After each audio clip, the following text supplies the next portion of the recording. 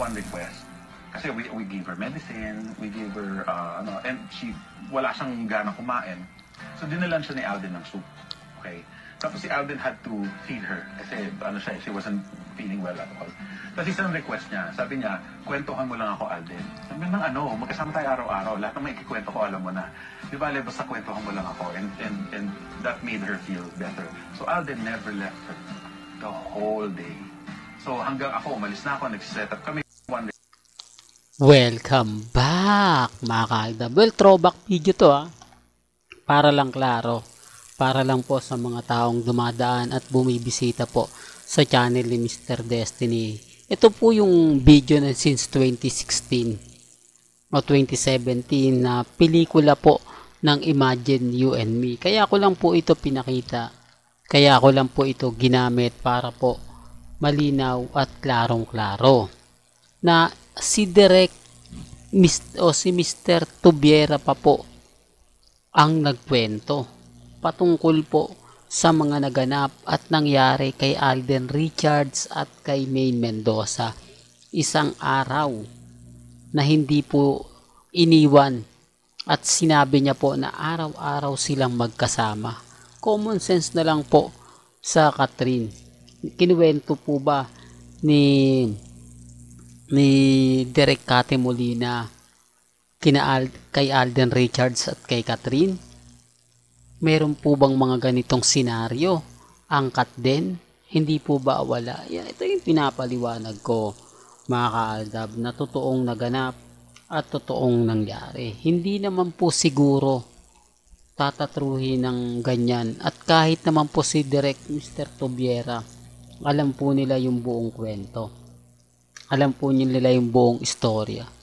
Bagamat maraming mga nagsasabi, hindi Mr. Destiny, fake news ka. Lahat ng sinasabi mo hindi totoo. Lahat ng mga paliwanag mo puro fake news lang. Wala naman pong problema. Hindi naman po tayo namimilit. At tayo po yung tipo na kumbaga masasabi na keso ganito, keso ganon. Di po ba? Bagamat maraming pong mga kwentong lumalabas, lalo na po sa social media, na mas marami daw kinikilig kina Catherine at Alden, wala pong problema. At least may video po tayong pinapakita. Kahit dito po sa video na to, mapaisip na po kayo. Mapaisip kayo kung paano at kung saan nga po ba nanggagaling yung lakas at tibay ng Aldab Nation. Kung bakit po ako kampante, kung bakit po mas marami naniniwala sa akin, mas marami kumakampi kay Mr. Destiny. Hindi po ba? Real talk kaya mga ka-Aldab. Kaya ako hindi ako basta-basta nagpapa-apekto. Never po tayong nagpapatalo sa kanila.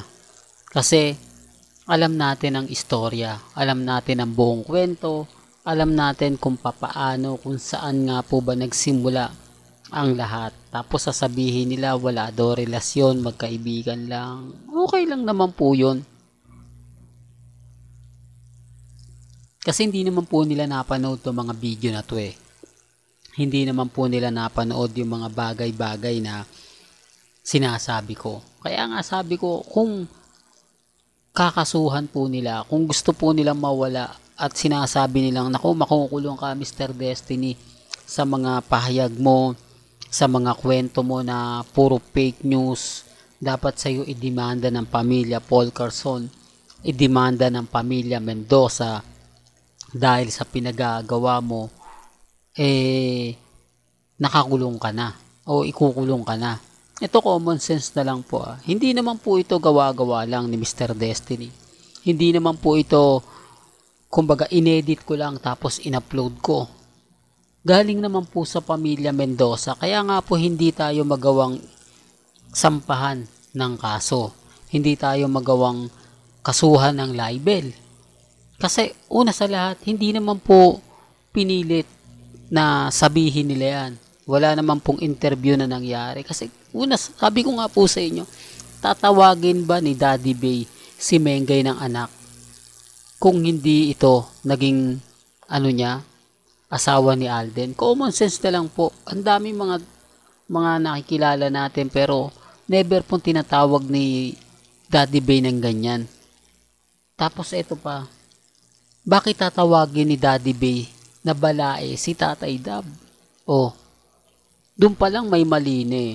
Doon pa lang may mga bagay-bagay na kumbaga mapapaisip ka.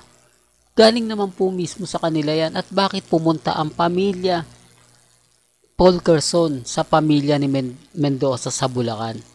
Nang buo kasama pa po doon yung kamag-anak sa side ni Alden Richards. At yung mga sinabi ni Lola Linda, sinabi niyang buntis si Maine, galing siya ng Nubali. At sinabi sa kanya ni ni Daddy Bay na buntis si Mengay. Oh, hindi pa uso prank nun baka sabihin nyo, prank lang yan, isa prank. Hindi po ba? Walang prank pa po nun. At hindi pa po yun uso. Oh, wala naman pong sinabi si si Lola Linda na hindi, fake news yan, ganto ganyan. Wala pa nung mga panahon na yon. At never po ako nag-e-edit. Kaya nga sabi ko sa inyo, ipapakita ko lang naman po yung ebidensya at resibo na galing po sa kanila. Ngayon, sino yung may kasalanan? Lalo na po yung mga event, talagang actual video.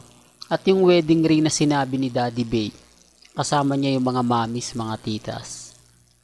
Di po ba? Pero hindi ako namimilit Sabi ko nga po sa inyo, kung ano po yung mga nakikita at napapanood ko, yun lang naman po.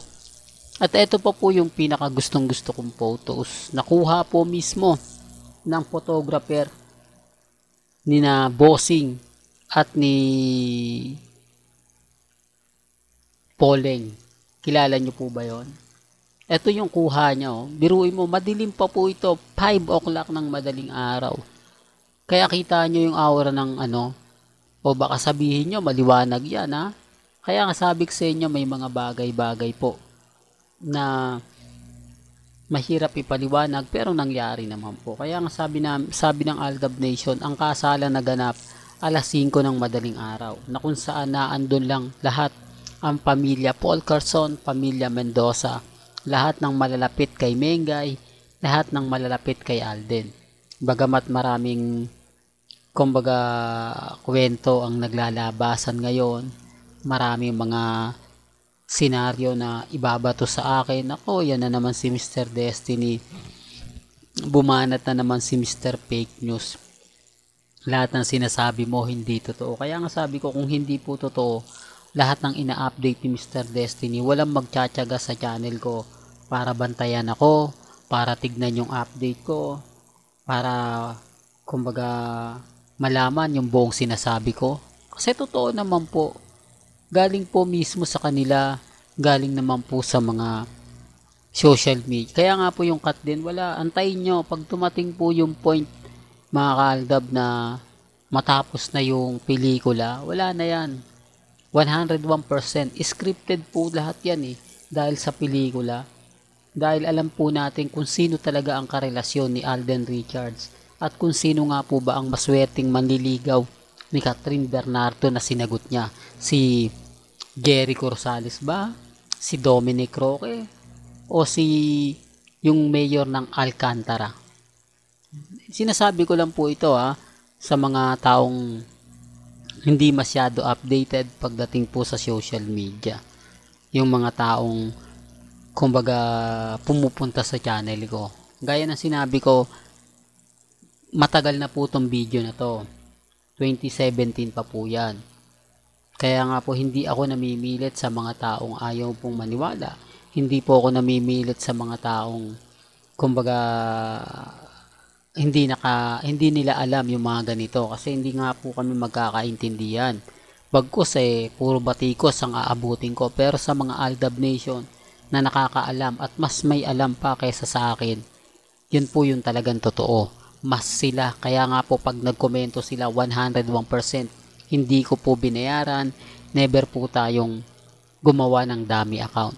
Well, hanggang dito na lang po ang ating latest updates. Kaya kung gusto niyo pa po ng pinaka-latest at sariwang update, abay tumutok lang po kayo dito po sa channel ni Mr. Destiny para updated po kayo sa mga latest at sa mga bagong video po na ilalabas po natin maya-maya lang. Kaya kung bago ka lang sa channel na to at isa kang true-blooded Aldab Nation, na nagmamahal kina Mengay at Isoy, tama po ang channel na pinuntahan mo, kaya consider na po kitang bagong subscriber. At huwag mong kalimutang i-share ang mga video po natin sa mga mami, sa mga titas, at sa mga senyor. Hanggang sa muli, salamat po sa panonood at pakikinig.